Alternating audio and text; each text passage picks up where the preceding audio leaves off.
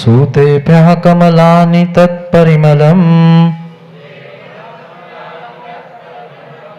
वातावितन्वन्ति यत् किं वा भ्यर्थनयानय यदि गुणो तासां ततस्ते स्वयं कर्तारः ग्रथनं न चेतदशः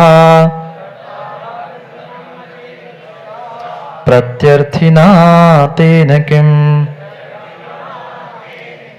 सब मिलके पढ़ते हैं एक साथ, आप सामने देखते हुए हमारे साथ पढ़ने का प्रयास करो।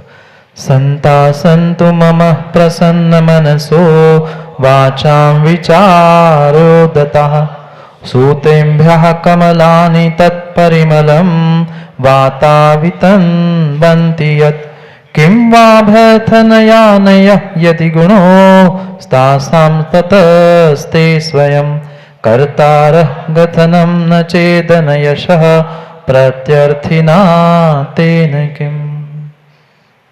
क्या गजब की बात कह दी। संता संतु, जो सत्पुरुष है, जो गुणों से स्वयं युक्त है, वह मेरे इस मन को प्रसन्न करते हुए मेरे इन विचारों पर विचार करे।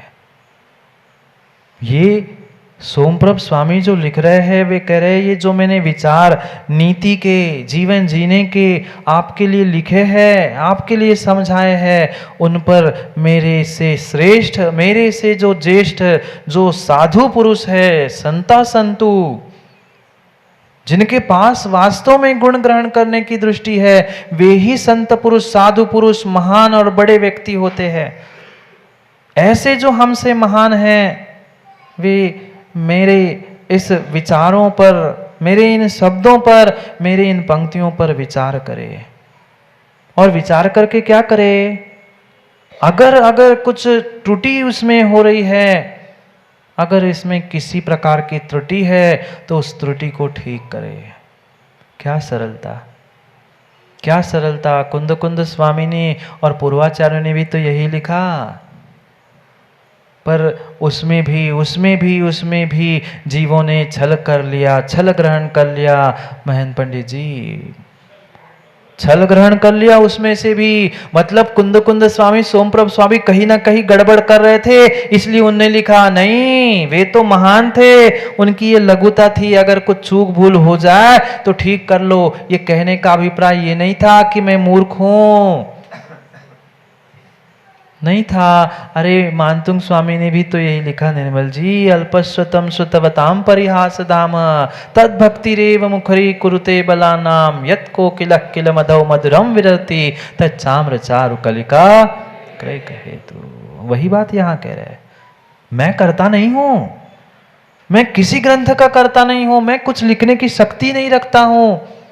मैंने जो कुछ भी लिखा, जो कुछ भी लिखा है, जो कुछ भी लिखा है, हे प्रभु आपकी भक्ति से लिखा है। और इस श्रावकों को, इस जनमानस को वह जीवन जीने की कला पता हो, इसलिए उस करुणा और भक्ति से ओतप्रोत होकर मैंने किया है। मैं करता नहीं हूँ।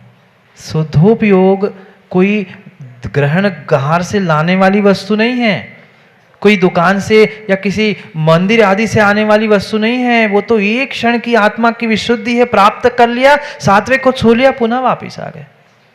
कई बार दिगंबर भावलिंगी मुनि बस सातवां छठवां सातवां। अरे तुम्हें क्या पता वे कब बीसी जैन साहब सातवें को छू के वापिस आ गए, आपको कैसे पता चलेगा?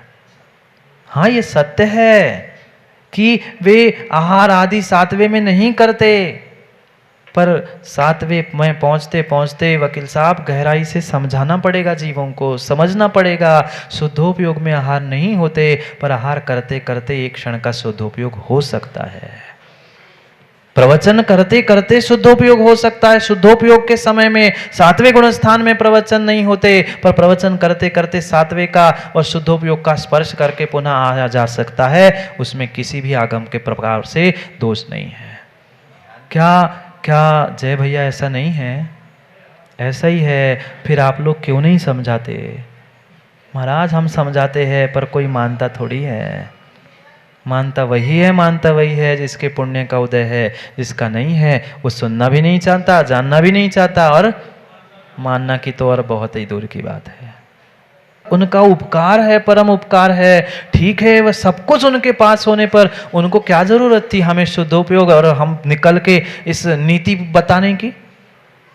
कोई आवश्यकता नहीं थी। पर माँ उनके उपकारों को एक क्षण याद तो कर लो कि क्या परम उपकार है। सब कुछ छोड़ के हमारे लिए, आपके लिए उन्होंने ये नीति सिखाई, जीवन जीने की कला सिखाई, अपने दर्पण को साफ करने की बात कह रहे हैं। पूछ रहे धोया क्या नेताजी, धोया क्या? नेताजी है तो खड़े होते होते बहुत सारों को धो लिया, पर बड़ू भाई धोया क्या? धो लो धो लो धो लो, दूसरों को नहीं। माताओं ने तो पटक पटक के धो लिए कपड़े, रगड़ रगड़ के मोड़ी मोड़ा को धो लो, पर अपने कषायों को, अपनी सोच को, अपने विचारों को यहाँ यही कह रहे हैं, ऐसे धो लो, ऐसे धो लो, ऐसे धो लो कि आप भी उस संत पुरुष के समान, साधु पुरुष के समान निर्मल हो जाओ। आगे और कह रहे हैं, आगे और कह रहे हैं, भक्ति के वशीभूत होकर मैंने तो ये कार्य कर लिया, मैं किसी प्रकार का करता नहीं हो। जो तीर्थंकर ने दिया, तीर्थंकर ने बताया, मैं आप तक सामने रख रहा हूं। उसमें भी अगर प्रमादवश कोई चूक भूल हो गई तो सज्जन पुरुष क्या कह रहे हैं? कौन कह रहे हैं? आचार्य भगवान कह रहे हैं, सज्जन पुरुष आप हो क्या परीक्षा कर लेना। मैं किसी को दुर्जन नहीं कह रहा हूं, पर अपनी अपनी स्वयं की परीक्षा कर लेना। क्या यहां जो सज्जन पुरुष की परीक्षा लिखी है, बात लिखी है, ऐसे हम सज्जन पुरुष है? अभी सुनो क्या कह रहे हैं, सज्जन पुरुष इसे शुद्ध कर ले, क्योंकि सज्जन पुरुषों का स्वभाव यही होता है, सज्जन पुरुषों का स्वभाव यही होता है, महापुरुषों का स्वभाव यही होता है। जहां कमी होती है वहां वो ठीक करते हैं, और जहां अच्छाई होती है उसकी वो प्रशंसा करते हैं। कमी दिखने पर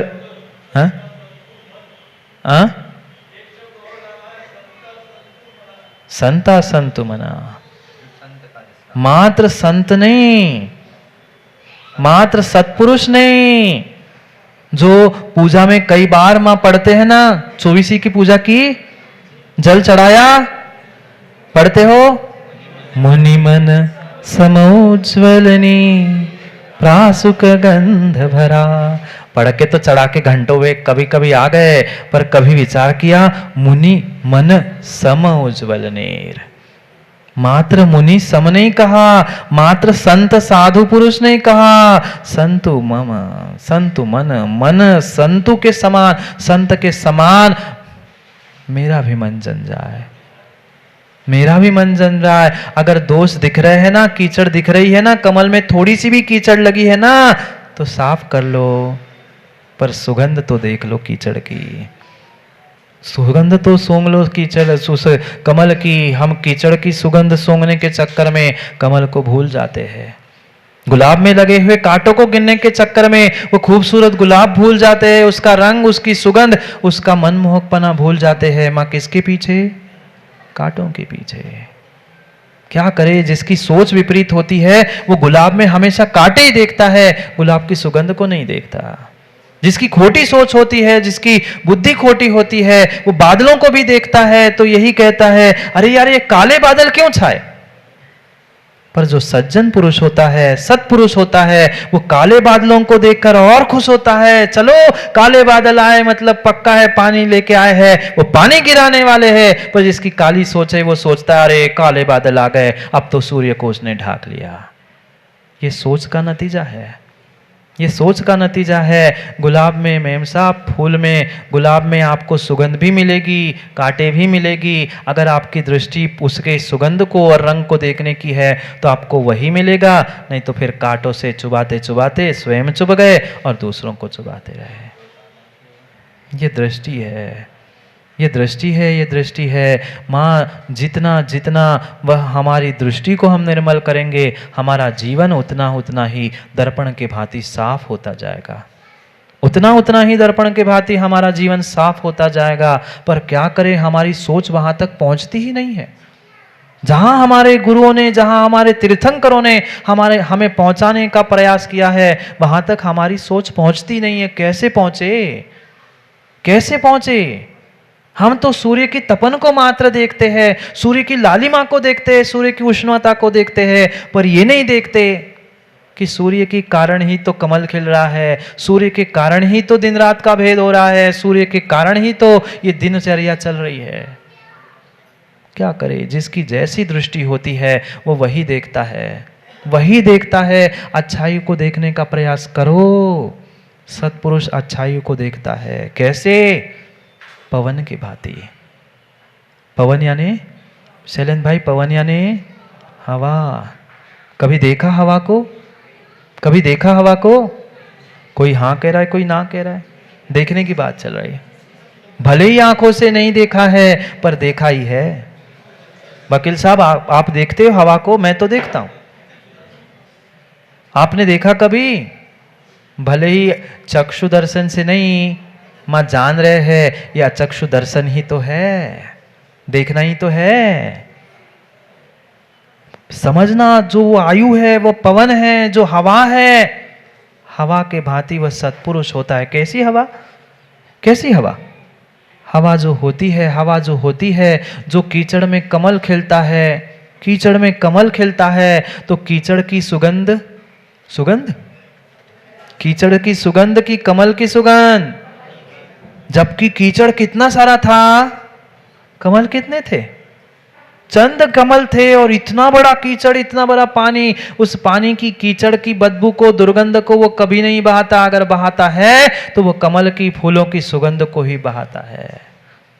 सत्पुरुष ऐसा होता है। सूतिम भाहा कमलानि तत्परिमलम वातावितन्वन्ति यत्।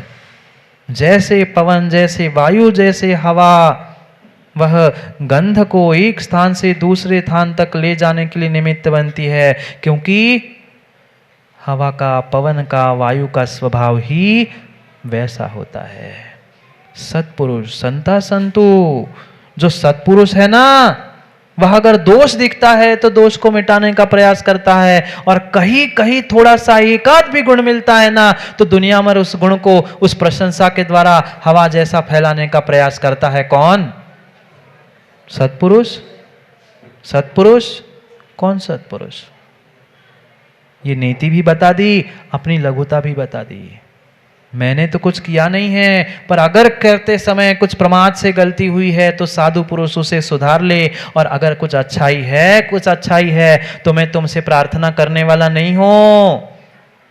मैं किसी प्रकार से किसी से कहने वाला नहीं हूं महेंद्र पंडित जी कि प्रवचन में सब समय पे आ जाओ, सब सुनने आ जाओ।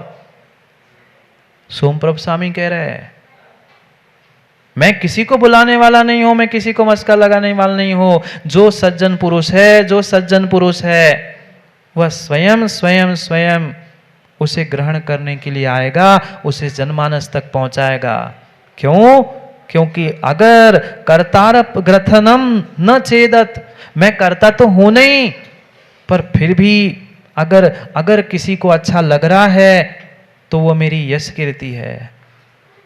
अगर किसी को अच्छा लग रहा है तो वो मेरी यश कीर्ति है, और यश कीर्ति है ही तो फिर किसी को बुलाने की जय कुमार जी क्या आवश्यकता?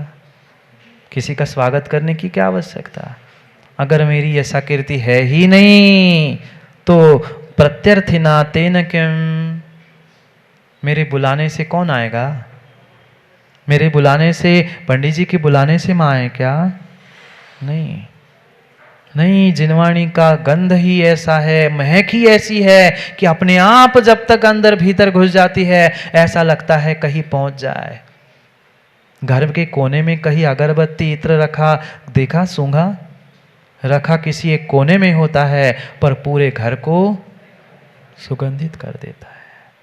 वह जैसी वायु एक स्थान से दूसरे स्थान तक सुगंध को ही ले जाती है, कमल की सुगंध को ही ले जाती है, ऐसा ही अगर मेरी यश कीर्ति है, यश कीर्ति का उदय है, तो वह अपने आप सज्जन पुरुषों के द्वारा दूसरे तक पहुंच जाएगी। अगर है ही नहीं है तो हाथ जोड़ के कहने की क्या आवश्यकता, तुम आ जाओ?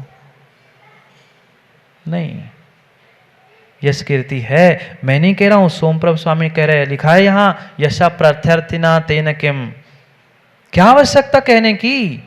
जिसको पिपासा है, जिसको भूख लगी है माँ, वो बेटा रोते रोते माँ के पास आएगा, माँ कुछ खाने के लिए दो, मुझे कुछ पीने के लिए दो। आप कितना भी मार मार के खिलाओ, वो निकाल देगा।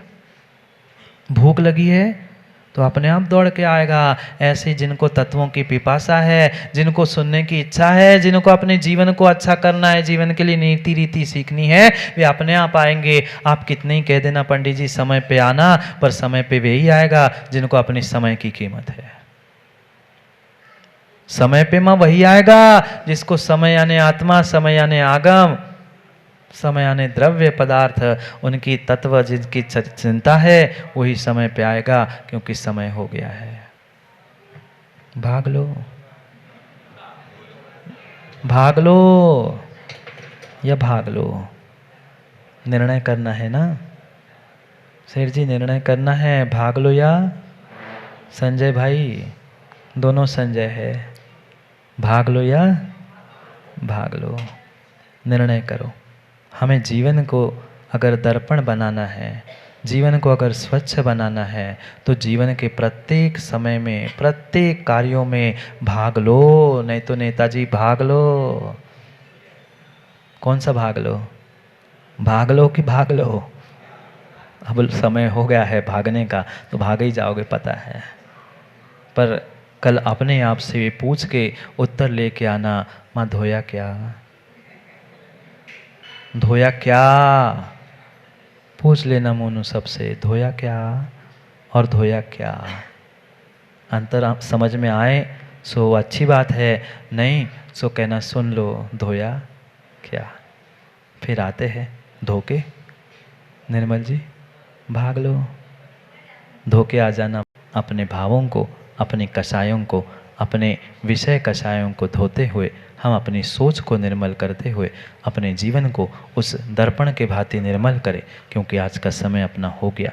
ये आचार्य भगवंत की लघुता है कि मैंने तो ग्रंथ बनाया नहीं, फिर भी शब्दों के माध्यम से जोड़ते समय कुछ प्रमादवश त्रुटि रह गई है, तो सज्जन पुरुष उसकी कमी को पूर्ण करे।